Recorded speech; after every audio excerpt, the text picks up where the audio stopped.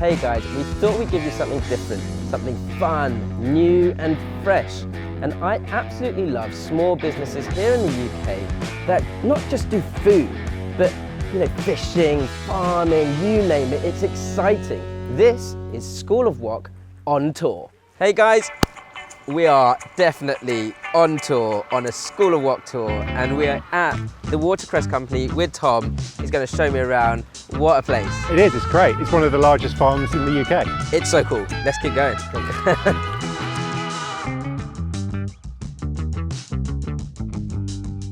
Oh, I didn't realise we were getting straight into this. I mean, this is... It's stable, but it's wet. This is fun. Yeah, so the water's flowing through the bed. So like every hour, the water will pass through the bed, but it's continuous.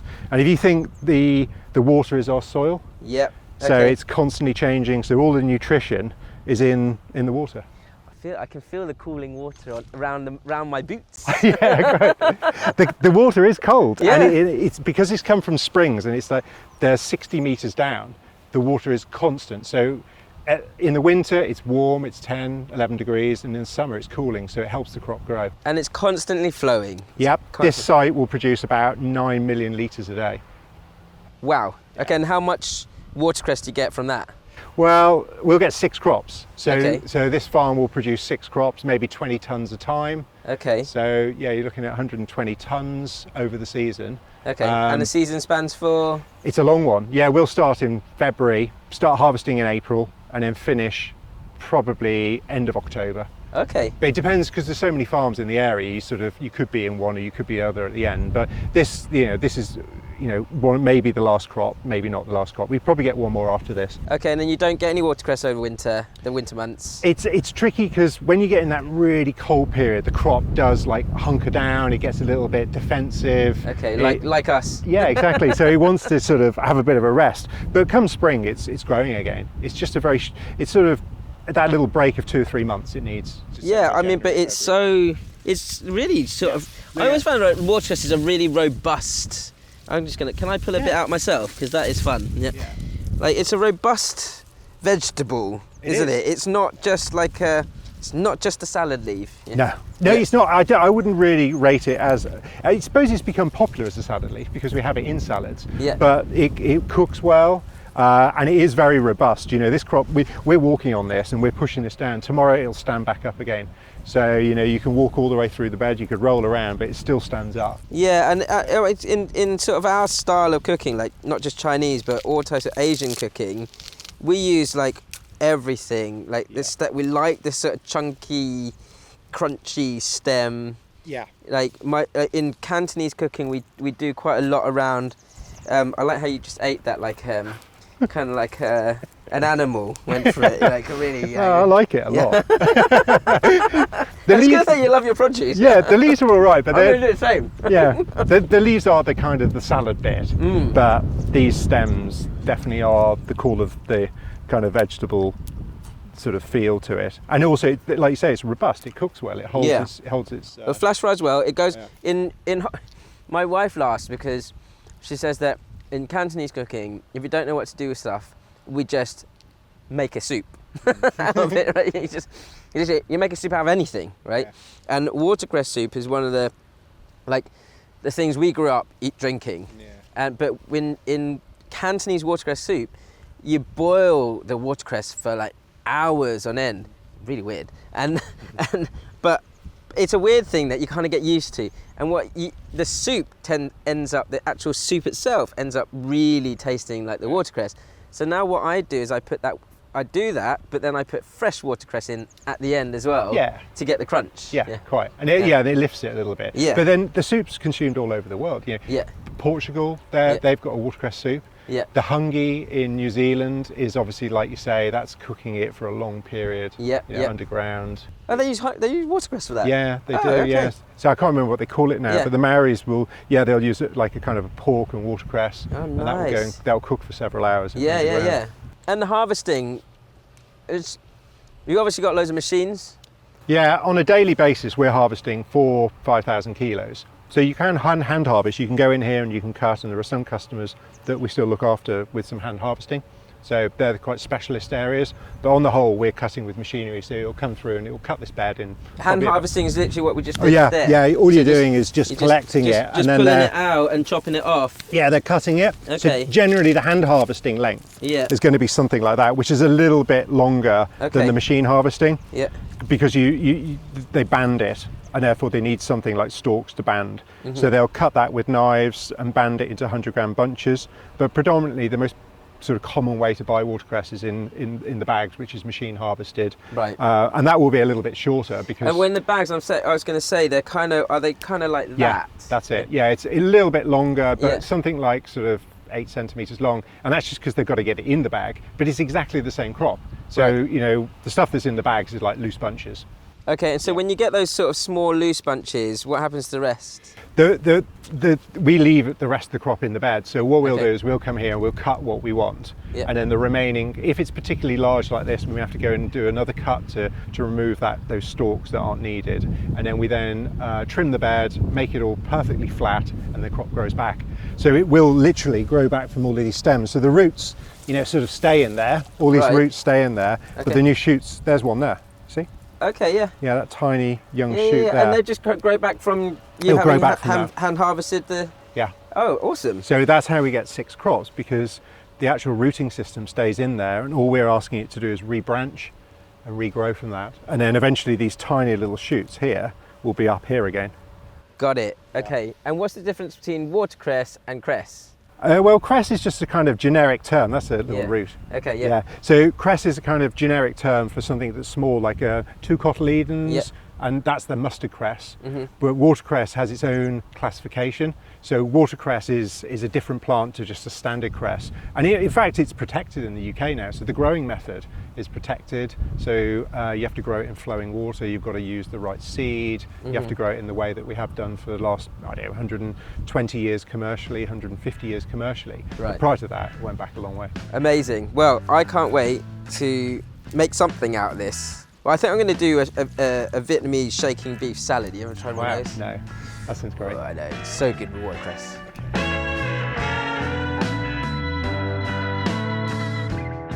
So have you ever been to Vietnam? I wish. You wish? Yeah. It's an amazing place because there's so many different types of food, and it's almost like an amalgamation of different cuisines. But there's a dish there called shaking beef salad, which is called shaking beef because you get the wok really, really hot, and you marinate your beef, and you kind of like shaky in the wok. Yeah. And it's really quick and easy, and it works a treat. As we know, steak and watercress match. Perfect match. This is a rump steak. This is from your butcher's, actually. It is. Yeah, it's from Dorset. Amazing. Like, so local rump and hand harvested watercress. If we go for nice sort of chunks like of beef, that'd be great. And then I'm just going to sort of get the salad bits together. Yeah. But you know, this is really simple cooking, and we're just sort of going to compile the salad bits and then marinate the steak once you cut that up, and then give it a shake. Yeah, perfect. It's easy cooking, and it's one of those dishes that I just think, you know, when you're out and about, you want it to be nice and easy, and something you can kind of just throw on the fire. Yeah.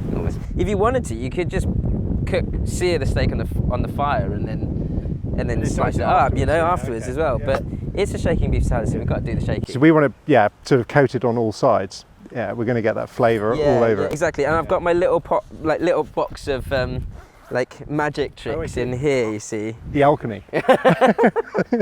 And of course, I've got some fish sauce. I've got some. This is actually a mushroom stir-fry sauce or oyster sauce. Either way, I think we'll use a little bit of chili powder for this as well, and some sugar. Cool. There you go. And we'll cut a bit of lime, and we'll get a bit of lime juice into it as well. So I've tried to keep fat on every.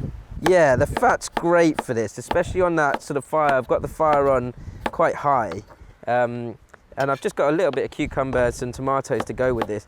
I quite actually like the idea of like shaking the tomatoes into the shaking beef, to sort of sear them so that the skin kind of just releases off the tomato, and you get that the juiciness sweetness in the. Yeah, rump's good for frying. This is a good frying steak. Rump's great. Yeah. Like for me, like a rump, possibly ribeye if you want as well, with that little bit of marbling. They work a treat. The watercress, I think it's so fresh. I'm just gonna kind of break up and sort of do it like this. Would you wash this? You don't need to. No. It's the way we grow it. It's super clean. But technically, if you were buying it from a shop, they tend to wash it. But yeah, we tend to eat it as is. There's natural flora on plants, which I seem to think that they're beneficial. So I'd rather eat the whole plant. We don't apply any pesticides on the crop. Right. Okay. Because it's all that spring water and it's just so fresh and natural. So yeah, it's pesticide free. So it's great. This is super easy, right? We've got a quick sort of rough salad going on. Got a couple of chilies, which I'll sort of cut. I'll cut one sort of diced so that we can shake it into the shaking beef and get it quite spicy. But the other one I'm just going to pierce open, so it's got an added flavour but not too much spice. Okay. This I'm sort of setting up for the sort of stir fry section. At the end or the beginning for this? We'll marinate it, but then what we'll do is we'll sear the spring onion, ginger and some garlic first, then get the marinated beef in, sear that, and then we'll throw a few of the tomatoes and the chilies in, and so the three kind of layers. Yeah, you're pretty much done. But we can be quite liberal with this, so I'd say about I don't know, a rough tablespoon of your oyster sauce, and then of course with that chili we'll put a bit more chili in here, and then we've got some fish sauce. Yeah. Okay. And then some sugar, because we believe in Asian cuisine that everything has its own sweetness. Yeah. So you're trying to accentuate that sweetness with a pinch of sugar. So balances it. And we'll balance it out a little bit, and it just makes it a little bit more Moorish, in flavour. Gets a caramelisation. Oh yeah, that's what you want, especially when we've got a nice high heat. And then the garlic. Whoa, we're definitely in a farm cooking now. That wind's hitting us. But the garlic we're just going to roughly chop. I don't want it too fine. And then the ginger and spring onion, the same again, roughly chopped ginger and spring onion. My style of cooking has kind of changed over the years, and it's just, I guess, got simpler and simpler in the sense that, not every, with this, it's like we've got chunks of beef, so chunks of... They've got to kind of marry up. Yeah. They're going to be out of place otherwise. I say it's like if you're doing fried rice, for example, then everything needs to be in smaller bits. If you're doing noodles, then you tend to cut everything in longer matchsticks. If we're doing chunks of beef, then we do chunks of everything. Never thought of it like that. That would be something I'll be lecturing at home every night. That is Asian education, Asian cooking education at its best. What are you slicing like that for? Chunks. Okay, you see chunks, all right. And then some spring onion, again, chunks, very rough and ready. Here we go. And once you're good with that, that looks great already, isn't it? Yeah. And it's not even cooked yet. No, the fat looks amazing. The last thing I'm going to do is just slice this lime for a squeeze at the end. And we're ready to shake. So you want a little bit of oil in the wok. You got a ladle there? Yes. Actually, pour it into here, so it's a bit careful. Yeah, that's it. Right, and then sort of swirl it around. Right, and then we want to make sure that's really nice and smoking hot. When you feel like the oil is smoking hot, tell me. Yeah. Okay. Okay. I think we're there. This is a good temperature for our sort of aromatics. So I'm going to put the ginger, garlic, spring onion. That sound is great, sizzling sound. That's exactly what we want. Keep it on the heat. We won't do the shaking yet. No. Okay. When your ginger starts to brown nicely, then give it a fold through and let it brown again. Okay. You want to get as much flavour out of those base aromatics as possible. Yeah. I think that's nice now. We've got a nice sort of browning around the spring onion, the ginger, and I don't mind even if you want to get more flavour from the ginger, really pressing down on that ginger to sear it well. Yeah. As it starts to smoke, you're going to worry that it's going to burn, and it is starting to catch a little. So just push everything to the back of the wok, right? I don't mind that crispiness. Yeah. Give it another sort of 10 seconds, and then your beef is going to go in, okay? Yeah. You can see that smoke coming off the wok, your beef goes in. Lovely sound. That sizzling sound is exactly what we want. Now bring the stuff over the top so it doesn't burn. That is the sizzling sound we want. And this from here is easy, because all we're doing is, I'm not going to get you to shake it until we've had enough of a sear and we can see that from the edges sort of catching and the sauce catching. We just let it go for another minute or so, I reckon. Yep. Oh, look at the colour on that. And then just lift up. I'm going to give you one last bit of heat. And then once you've got that last bit of heat, straight on, right, let it come to temperature. Once you've got that sizzling sound again, then you're going to go for the shake. Okay. And it's just a shake, shake, shake, shake, shake, back on the heat. Yeah, okay. And then you leave it for about 30 seconds, and then shake, shake, shake, shake, shake, back on the heat. Okay. Okay? Yeah. I'm going to give you the chili. Yeah. Okay, it's got that sizzling sound. Shake, shake, shake, shake, shake, shake, shake. Give it a flick. Yeah, look at that. And then back on the heat. Okay. 30 seconds, let it come to heat, one more time, and then we'll do it one more time after that, and you're done. And that's part of that caramelization coating, getting the... Exactly, and you can see that lovely caramelization there. Yeah. And that, but what you're doing with the shaking is a very quick sort of turn down of the heat to make sure that it's like you've got a good sort of searing on all sides, but you've still got nice succulent meat inside. Yeah, yeah. At this point where we're pretty much finishing off the stir fry or the shaky, I'm going to get these tomatoes in, and they'll just add a bit of extra sort of juice and liquid, and almost pop a little. Skins are going to just break. Yeah, on that little heat. And you can hear, can you hear this building sound up again? Now. Yeah. Let it build one little bit more, and then shake, shake, shake, flick those tomatoes through, one more 30 seconds, one more shake, and we're done. All right, okay? cool. Yeah, I'm just going to do a cheeky and see what that's like. Hot. Really lovely. Wow. That's oh good. My word. I'll get that some.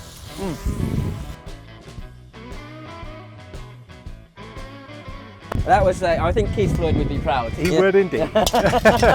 You're not going to do a Keith Floyd unless it's very windy or raining. A little bit of lime juice over the top. And then you have made our lovely watercress shaking beef salad. Amazing. High five to that. Let me get you some chopsticks. Yeah.